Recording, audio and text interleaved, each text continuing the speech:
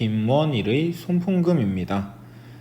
우선 가를 먼저 들어가 보도록 하겠습니다. 앞부분 내용은 이미 많이 다루었기 때문에 다루지 않고요. 가의 서술자는 여기 나와 있는 손자입니다. 손자가 이제 이 부분 같은 경우에는 작은 할아버지에 대한 자신의 입장을, 자신의 태도를, 자신의 평가를 정리하는 부분이라고 할 수 있는데, 정리해볼 만한 값어치가 있다고 작은 할아버지의 인생을 평가하고 있는 손자를 확인할 수 있습니다. 작은 할아버지의 삶은 분단 현실과 분단 시대 때문에 고난으로 점철되어 있었습니다. 같이 짚고 있는 거 여러분들 확인을 하시고요. 자, 그런 작은 할아버지를 손자는 희생양 사회주의자라고 가리키고 있습니다. 여기에서 손자의 작은 할아버지에 대한 태도가 나온다는 것 여러분 확인해 보시고요. 자, 그리고 계속 이어지는 것 또한 서술자의 목소리입니다. 서술자는 국민의 전부, 남북 화해, 햇볕 정책이라는 세 가지 키워드를 들고 있는데, 그것은 앞서 언급했던 분단 현실과 분단 시대라는 키워드와는 살짝 다른 내용이라고 할 수 있습니다. 해서 이제 분단에 대해 거리낌 없이 말해도 좋을 만큼 시대가 달라졌다, 이렇게 언급된 세 가지 키워드가 변화된 시대를 드러내는 것이라는 것을 여러분들이 확인할 수 있습니다. 이 부분 꼭 보시고요. 서술자가 시대가 달라진 것을 직접 언급하고 있습니다. 그래서 이제 작은 할아버지의 처지가 확실하게 달라진 거예요. 유령의 가면 같은 경우는 유령이 보이지 않습니다. 실제로 존재하더라도 그럼 유령의 가면을 쓰면 보일까요? 안 보일까요? 안 보이는 거죠. 지하도 안 보이는 겁니다. 지상은 보이는 거다, 맞죠? 분단 시대에는 북한과 관련이 있었던 작은 할아버지는 유령의 가면을 썼어요. 보이지 않았어요. 지하에 갇혀 있었어요. 보이지 않았어요. 근데 이제 시대가 달라졌기 때문에 지상의 가족 앞에 그 모습을 드러낼 수 있게 되었습니다. 이 시대적인 배경이 사건의 개연성을 더하고 있다라고 봐도 괜찮겠습니다. 그래서 이제 이 부분 보면은 작은 할아버지에 대해서 이제 준식형과 큰아버지가 대화를 하고 있는 장면이라는 것을 볼 수 있습니다. 이 부분에서 우리가 등장인물들 간의 관계를 한번 확인해 볼 수 있는데, 준식형은 작은 할아버지에 대해서 기일을 찾아주자라고 이야기하고 있습니다. 이것이 준식형의 작은 할아버지에 대한 태도입니다. 근데 이렇게 작은 할아버지의 기일을 찾아주자라고 이야기할 수 있게 된 것은 뭐 때문이다? 21세기가 시작됐기 때문이에요. 아까 21세기하고는 요 세 개랑 키워드가 같다고 보시면 되겠습니다. 어쨌든 뭐가 달라졌기 때문에, 시대가 달라졌기 때문에 작은 할아버지의 기일을 지내자, 우리가 찾아주자 라고 준식형이 주장할 수 있었던 거죠. 이것이 준식형과 작은 할아버지의 관계죠. 근데 지금 큰아버지는 그렇게 이야기하는 준식형에 대해서 반대하고 또 그 생각을, 삐딱한 생각을 아직 청산 못했군이라고 이야기하고 있습니다. 이것이 준식형에 대한 큰아버지의 태도인 것을 여러분이 확인을 할 수가 있어요. 여기 뭐 이념이 직접적으로 드러나 있지는 않아요. 준식형이 사회주의자고 큰아버지가 자유주의자고, 이런 이념 자체는 직접적으로 언급이 되어 있지는 않습니다. 직접적으로 언급이 되어 있는 이유는 이거예요. 그 양반, 누구를 가리킵니까? 작은 할아버지가 집안을 쑥대밭으로 만들었기 때문에 반대하는 겁니다. 자, 그럼 여기에서 알 수 있는 거, 큰아버지는 준식형의 생각을 삐딱한 생각이라고 하면서 반대하고 있어요.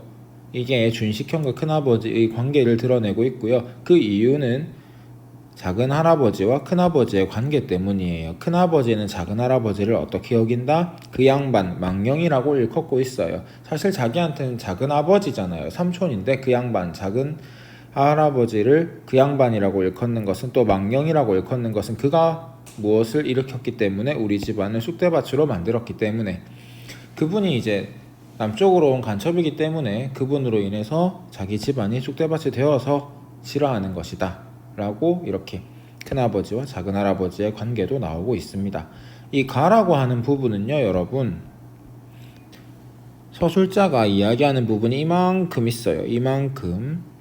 무엇을 이야기합니까? 첫 번째, 작은 할아버지에 대한 서술자 자신의 태도를 얘기하고 있고요. 그리고 변화된 시대적 상황을 이야기해주고 있습니다. 그리고 대화를 통해서 작은 할아버지에 대한 다른 등장인물의 태도를 보여주고 있습니다. 이것이 가의 전개 방식입니다.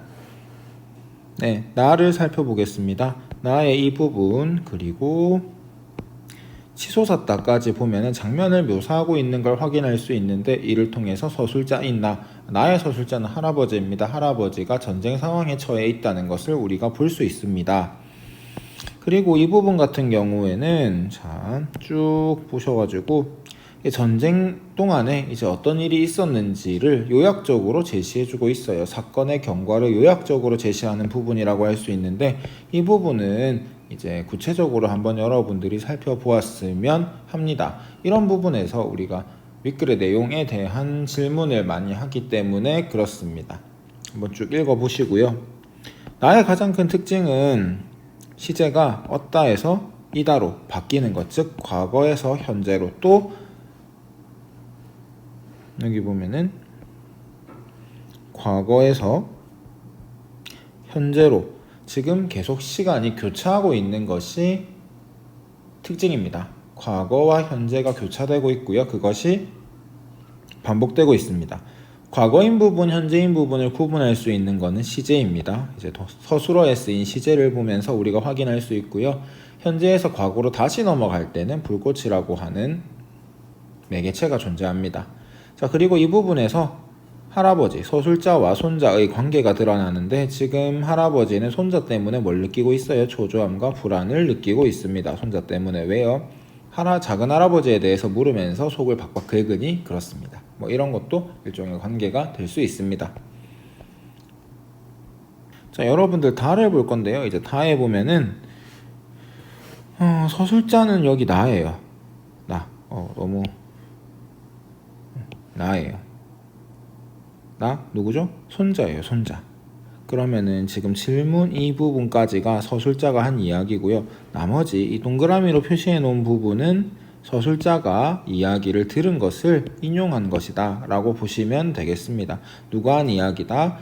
서술자가 질문한 대상이 얘기해 주는 거겠죠. 여기 문제 보면은 나와 있습니다. 다의 서술자는 손자예요. 그리고 다에 기록된 증언을 제공한 것은 아버지예요. 해서 이 부분은 누구가 증언해 주는 거다? 아버지가 증언해 주고 있는 부분이라는 것 확인할 수 있고요. 다의 내용상의 내용의 전개 방식은 일단 대화죠. 대화를 통해서 작은 할아버지가 어떤 식으로 구출되고 또 얼마나 상태가 안 좋았고 그래서 작은 할아버지가 어떻게 걸렸고 그래서 큰 할아버지가 그러니까 할아버지가 어떻게 고난을 당하게 되었는지가 요약적으로 제시되고 있습니다. 이 부분도 요약적으로 제시가 되고 있고요. 정리하면은 등장인물들 간의 나와 아버지의 대화를 통해서 작은 할아버지에 대한 정보를 요약적으로 제시하고 있습니다. 서술자가 하는 말은 이거밖에 없어요. 예를 들어가지고 아버지 생각으론 작은 할아버지를 우선 살려놓고 봐야겠다는 마음부터 앞섰겠지라고 하는 부분은 등장인물의 내면을 추측하는 부분인데 OX로 한번 답해봅시다. 서술자가 등장인물의 내면을 추측하고 있다. OX, X죠. 누가 내면을 추측하고 있어요? 여기 보면 다른 등장인물인 아버지가 할아버지의 내면을 추측하고 있는 부분이다 라는 것을 여러분들이 확인할 수 있습니다. 그러니까 큰 따옴표가 없다 뿐이지 다 큰 따옴표 안에 들어가는 부분이라고 여러분들 이해하시면 될 것 같아요. 그래서 각각 가와 나와 다 여러분들 크게 한번 살펴보았는데 가와 나와 다 전체는 지금 서술자가 계속 교차되고 있습니다. 이 부분 여러분들 한 번쯤 읽어보셨으면 좋겠고요. 끝까지 열심히 공부를 하도록 합시다.